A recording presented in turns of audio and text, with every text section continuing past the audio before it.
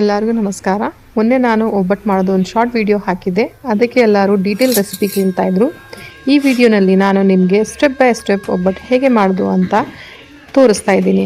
ಒಬ್ಬಟ್ಟು ಮಾಡೋಕ್ಕೆ ಫಸ್ಟ್ ನಾವು ಹಿಟ್ಟನ್ನ ರೆಡಿ ಮಾಡೋಣ. ಅದಕ್ಕೆ ನಾನು ಒಂದು ಪಾತ್ರೆಯಲ್ಲಿ 1 ಕಪ್ ಅಷ್ಟು ಮೈದಾ, ಅದರಲ್ಲಿ 2 ಟೇಬಲ್ ಸ್ಪೂನ್ ಅಷ್ಟು ರವೆ ಹಾಕಿ, ಅದಕ್ಕೆ 1 ಚಿಟಿಕೆಯಷ್ಟು ಉಪ್ಪು, 1 ಚಿಟಿಕೆಯಷ್ಟು ಅರಿಶಿನ ಹಾಕ್ಕೊಂಡಿದ್ದೀನಿ.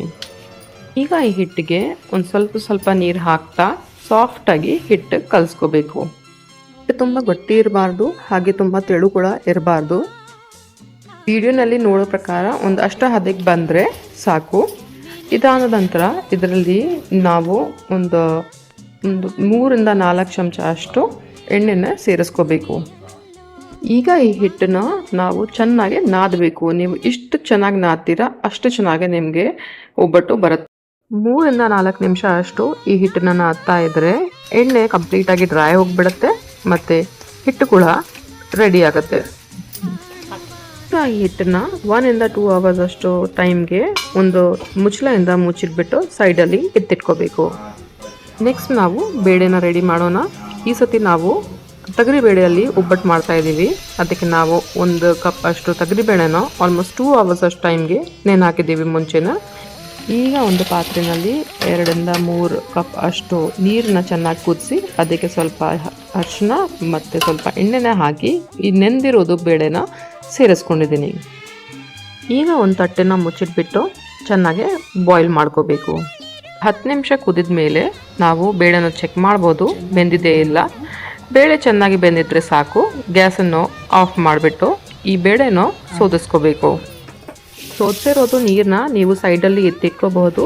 ಈ ನೀರಲ್ಲಿ ನಾವು ಒಂದು ಸಾರು ಮಾಡ್ತೀವಿ, ಅದು ನಾವು ನಮ್ಮ ನೆಕ್ಸ್ಟ್ ವಿಡಿಯೋನಲ್ಲಿ ತೋರಿಸ್ತೀವಿ. ಇವೆಲ್ಲನ ರೆಡಿ ಮಾಡೋಣ. 1 ಕಪ್ ಅಷ್ಟು ಬೇಳೆಗೆ ನೀವು 1/4 ಲೋಟ ಅಷ್ಟು ಬೆಲ್ಲ ತಗೋಬಹುದು. ಈಗ ಈ ಬೆಲ್ಲಗೆ ಒಂದು ಸ್ವಲ್ಪ ನೀರನ್ನು ಸೇರಿಸಿ ಚೆನ್ನಾಗಿ ಕುದಿಸ್ಕೋಬೇಕು. ಒಂದ್ಸತಿ ಕುದಿ ಬಂದಮೇಲೆ ಚೆಕ್ ಮಾಡಬೇಕು. ಒಂದು ಸ್ವಲ್ಪ ಕೂಡ ಲಂಪ್ ಇರಬಾರ್ದು. ಬೆಲ್ಲ ಚೆನ್ನಾಗಿ ಮೆಲ್ಟ್ ಆಗಿರಬೇಕು. ಒಂದ್ಸತಿ ಬೆಲ್ಲ ಪೂರ್ತಿ ಕರಗಿದ ಮೇಲೆ ಒಂದು ಬಾಯ್ಲ್ ಬರೋವರೆಗೂ ಇದನ್ನು ಚೆನ್ನಾಗಿ ಕುದಿಸ್ಬೇಕು. ಕುದಿ ಬಂದ ಮೇಲೆ ಆಫ್ ಮಾಡಿ ಇದನ್ನು ನಾವು ಸೋದಿಸ್ಕೋಬೇಕು. ಯಾಕೆ ಅಂದರೆ ಒಂದೊಂದು ಸತಿ ಈ ಬೆಲ್ಲ ಒಳಗೆ ಸ್ವಲ್ಪ ಮೊನ್ನು ಇರುತ್ತೆ. ಮೊನ್ನು ಬೈಗೆ ಬಂದರೆ ಟೇಸ್ಟು ಹಾಳಾಗುತ್ತೆ. ಒಂದು ಬಾಣಲಿ ಅಥವಾ ಒಂದು ಪಾತ್ರೆಯಲ್ಲಿ ಈ ಬೆಲ್ಲನ ಚೆನ್ನಾಗಿ ಸೋದಿಸಿದ ಮೇಲೆ ಇದನ್ನು ಬಾಯ್ಲ್ ಮಾಡಬೇಕು. ಕುದಿ ಬಂದ ಮೇಲೆ ಇದರಲ್ಲಿ 1 ಕಪ್ ಅಷ್ಟು ತುರಿದಿರೋದು ತೆಂಗಿನಕಾಯಿ ಹಾಕ್ಕೊಳ್ತಾ ಇದ್ದೀವಿ. ನಾವು 4 ಇಂದ 5 ಏಲಕ್ಕಿನೂ ಚೆನ್ನಾಗಿ ಪುಡಿ ಮಾಡಿ ಇಟ್ಕೊಂಡಿದ್ದೀವಿ, ಅದನ್ನು ಸೇರಿಸ್ತಾ ಇದ್ದೀವಿ. ಈಗ ಮೊದಲೇ ಬೇಯಿಸಿಟ್ಕೊಂಡಿರೋದು ಬೇಳೆನ ಇದಕ್ಕೆ ಸೇರಿಸ್ಕೋಬೇಕು. ಈಗ ಇದನ್ನು ಚೆನ್ನಾಗಿ ಮಿಕ್ಸ್ ಮಾಡ್ಕೋಬೇಕು.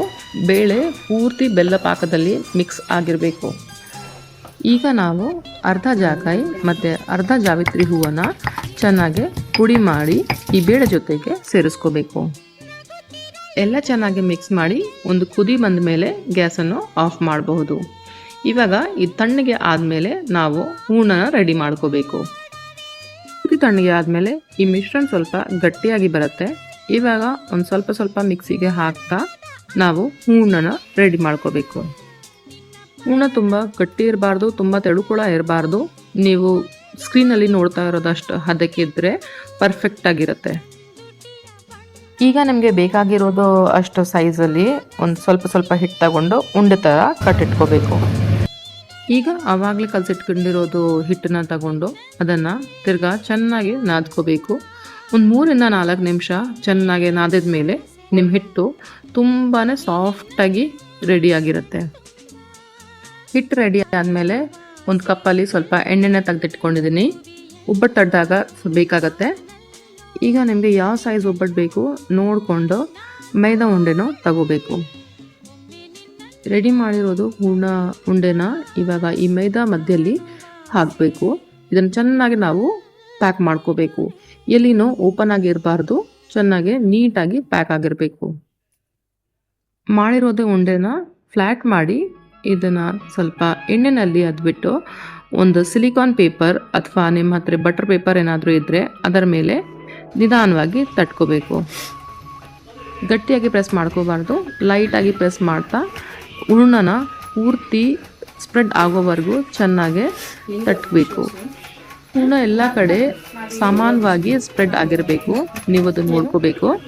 ಇನ್ನೂ ತೆಳುಬೇಕು ಅಂದರೆ ಒಂದು ರೋಲಿಂಗ್ ಪಿನ್ ತಗೊಂಡು ಅದರಿಂದ ನಿಮಗೆ ಎಷ್ಟು ಬೇಕೋ ಅಷ್ಟು ಒಬ್ಬಟ್ಟನ್ನ ತೆಳುವಾಗಿ ತಟ್ಕೊಂಡು ರೆಡಿ ಮಾಡ್ಕೋಬಹುದು. ಹೂರ್ಣ ಎಲ್ಲ ಕಡೆ ಸಮಾನವಾಗಿ ಸ್ಪ್ರೆಡ್ ಆಗಿರಬೇಕು. ರೆಡಿ ಆಗಿರೋದು ಒಬ್ಬಟ್ಟನ್ನ ಮುಂಚೆಯಿಂದ ಗ್ರೀಸ್ ಆಗಿರೋದು ಬಿಸಿ ತವ ಮೇಲೆ ಹಾಕಬೇಕು. ಒಬ್ಬಟ್ಟು ತವ ಮೇಲೆ ಚೆನ್ನಾಗಿ ರೋಸ್ಟ್ ಆದಾಗ ನಾನು ನಿಮಗೆ ಇನ್ನೊಂದು ಒಬ್ಬಟ್ಟನ್ನ ತಟ್ಟೋದು ಹೇಗೆ ಅಂತ ತೋರಿಸ್ತಾ ಇದ್ದೀನಿ.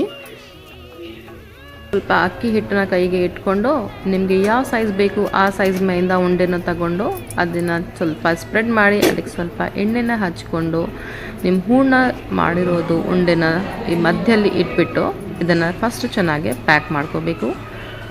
ಕರೆಕ್ಟಾಗಿ ಪ್ಯಾಕ್ ಆದಮೇಲೆ ಇದನ್ನು ಫ್ಲ್ಯಾಟ್ ಮಾಡಿ ಒಬ್ಬಟ್ಟನ್ನ ತಟ್ಕೋಬೇಕು. ಗ್ಯಾಸ್ ಮೇಲೆ ಹಾಕಿರೋದು ಒಬ್ಬಟ್ಟು ಇವಾಗ ಒಂದು ಕಡೆ ರೋಸ್ಟ್ ಆಗೋಗ್ಬಿಟ್ಟಿದೆ. ನೀವು ನೋಡ್ತಾ ಇರ್ಬೋದು ಈ ಒಬ್ಬಟ್ಟು ಎಷ್ಟು ಚೆನ್ನಾಗಿ ಉಬ್ಬಿದೆ. ಆಮೇಲೆ ಎಲ್ಲ ಕಡೆ ಒಂದೇ ಸಮಾನವಾಗಿ ತೆಳುವಾಗಿ ಬಂದಿದೆ. ಈಗ ಇದನ್ನು ಪಲ್ಟಿ ಮಾಡಿ ಎರಡು ಕಡೆ ಚೆನ್ನಾಗಿ ರೋಸ್ಟ್ ಮಾಡ್ಕೋಬೇಕು. ಬಿಸಿ ಬಿಸಿಯಾಗಿ ಒಬ್ಬಟ್ಟು ರೆಡಿ. ನೀವು ಇದನ್ನು ಹಾಲು ಜೊತೆ ಅಥವಾ ತುಪ್ಪ ಜೊತೆ ಅಥವಾ ಸಾರು ಜೊತೆಗೆ ನಿಮಗೆ ಹೇಗೆ ಬೇಕಾದರೆ ಎಂಜಾಯ್ ಮಾಡ್ಕೋಬೋದು. ಇಷ್ಟ ಆದರೆ ಲೈಕ್ ಮಾಡಿ, ಶೇರ್ ಮಾಡಿ ಮತ್ತು ನಮ್ಮ ಚಾನಲ್ನ ಸಬ್ಸ್ಕ್ರೈಬ್ ಮಾಡಿ. Thank you. ಹ್ಯಾಪಿ ಯುಗಾದಿ.